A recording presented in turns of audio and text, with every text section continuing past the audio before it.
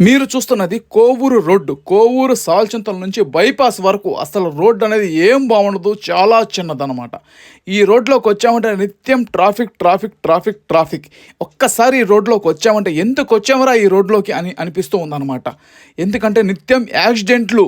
ఈ రోడ్లోకి వస్తే ఉంటామా లేక మధ్యలోనే పోతామా, అంత దారుణంగా ఈ రోడ్డు అనేది ఉంటుంది. జనాలు చూడండి ఎంత అవస్థపడుతున్నా చూడండి. ఈ వ్యక్తిని గుద్దేసింది బస్సు, గుద్దేసింది.